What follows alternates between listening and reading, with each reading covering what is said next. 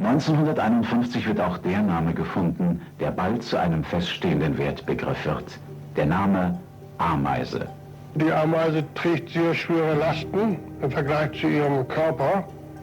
Dann ist die Ameise das Symbol des Fleißes, ein fleißiges Tier und genügsam. Und da bin ich nur auf diesen Namen gekommen.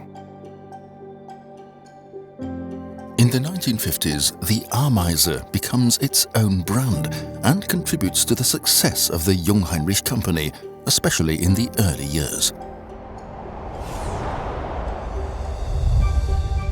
It is ideas and moments like these that have made Jungheinrich a pioneer in intralogistics over the last 70 years.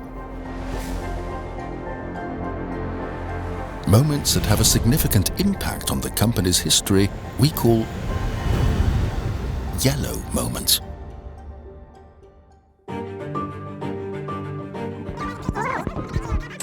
Das ist ein Fahrzeug, was ich in Europa eingeführt habe. Das ist der sogenannte Schiebemaststapler. With the introduction of the reach truck, intralogistics changes dramatically. With its mast that can be moved forwards, the truck saves a lot of space when maneuvering and allows more storage room. Since its market launch in the 1960s, the vehicle has been constantly further developed, also by him and his team. My name is Markus Lippert. I've been with Jungheinrich since 1988 and I'm currently responsible for the portfolio planning of the reach trucks and tow tractors.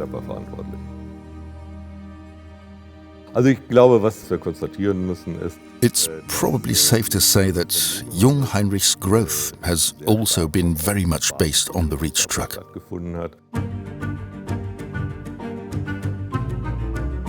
Jungheinrich is a pioneer and world market leader for reach trucks. And with decades of experience, Jungheinrich is always a thrust length ahead of its competition. The fact that Dr. Jungheinrich launched that product is absolutely a yellow moment.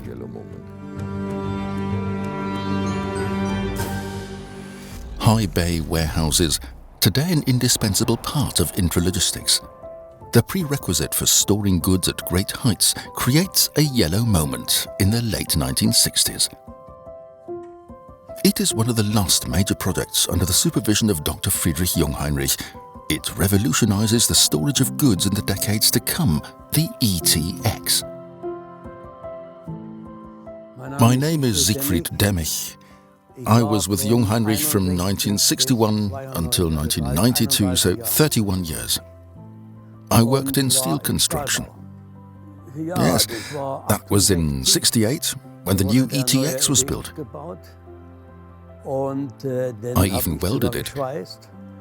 First, the design engineer came with a bottle of Asbach Uralt because it was so good.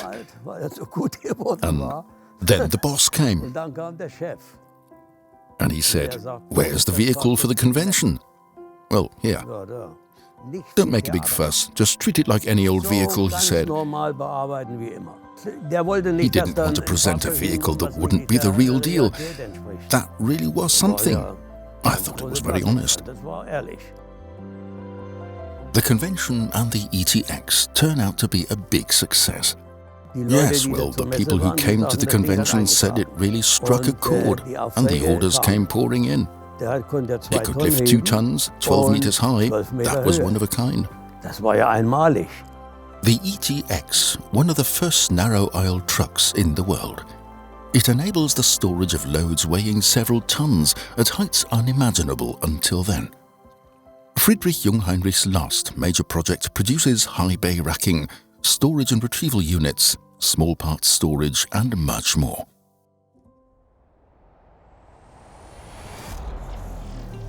Since the 1960s, automation has been a lived reality at Jungheinrich.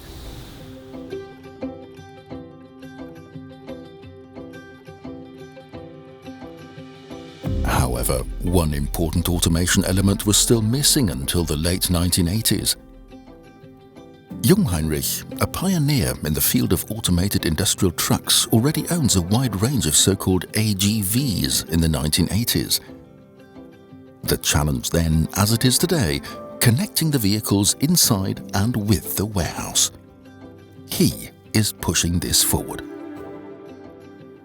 My name is Bodo Denstedt. I was born in 1953. Now I'm 70, just as old as the Jungheinrich company. I worked here from 1988 until 2016. My prior task was, among other things, to initiate new projects. One of the main projects that I started with Mr. Deckers and Mrs. Brand was the so-called Kanban processing, the two-box principle, and that also included the introduction of the barcode. The barcode creates a connection between the vehicle and the cargo. The digitalization of the warehouse has become unstoppable. It spurs all areas of intralogistics. Even today, 35 years later, the load is registered to the warehouse management system via a barcode. The barcode was a big step in the automation process. The fact that employees no longer had to enter the codes manually but only needed to swipe and create a new order. The introduction of the barcode was a yellow moment at Jungheinrich. Growth has been one of Jungheinrich's hallmarks, especially in the past quarters and years. There was another yellow moment in the 1990s that made the company grow even more. At the end of the 1980s, the growth strategy led Jungheinrich to open up to the capital market. And she is in charge.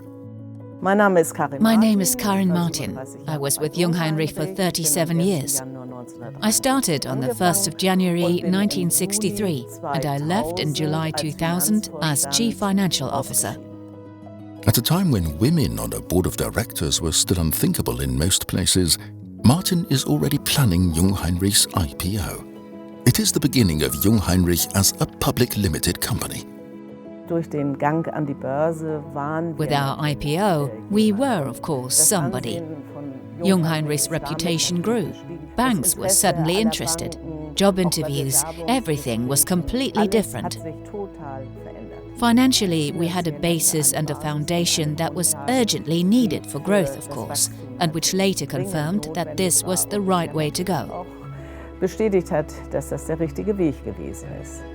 With the support of the shareholders, Jungheinrich grows continuously.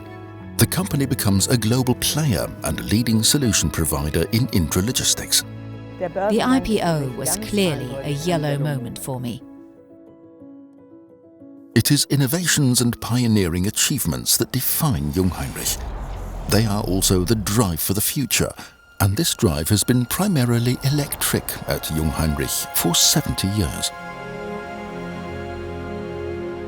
In the first years of the millennium, the hunch of a few developers led to the creation of one of the most innovative vehicles in the history of intralogistics, a true yellow moment.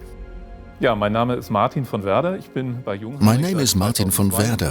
I've been with Jungheinrich since 2002 and I'm currently a team leader in technology development. In technology development, we always try to foresee things. We look at what will happen in the next 10-15 years. We identified lithium-ion technology as an energy storage technology with a lot of potential. We started to write a technology report, quite small at first. Then we began to investigate and then progressively brought lithium-ion technology into vehicles.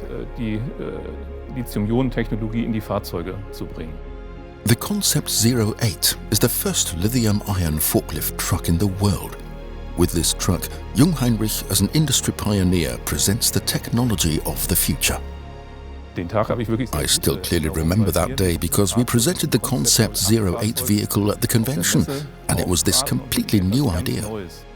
That really was a yellow moment. A groundbreaking technology. Today, almost the entire industry relies on lithium-ion drives. With their pioneering spirit, Jungheinrich is again in the lead and creates sustainable value.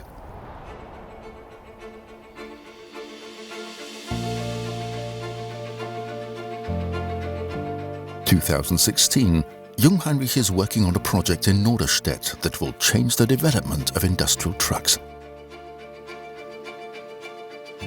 He has been involved in the project from the beginning. My name is Niels Sander. I'm a plant manager at Jungheinrich's plant in Norderstedt. Among other things, I'm in charge of the electronics production within the company, and lithium-ion technology plays a very big role, of course. A pioneering achievement made in Norderstedt is first presented at the LogiMat convention on the 14th of March 2017. A sensation. Oh yes, that was a great moment. That was, of course, incredibly exciting. The ETV216i is the first vehicle with a permanently installed lithium-ion battery and revolutionizes the construction and design of industrial trucks. Today, the ETV forms the basis for the power line and all lithium-ion powered industrial trucks.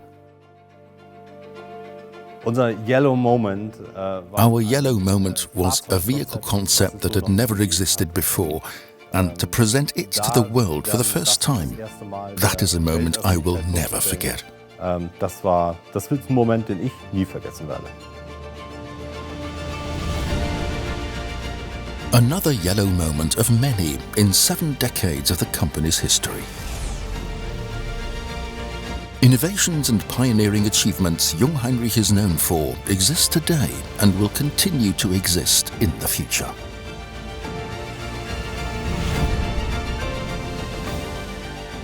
And steady growth proves us right. Behind the success of Jungheinrich are the employees from around the world, and have been for 70 years.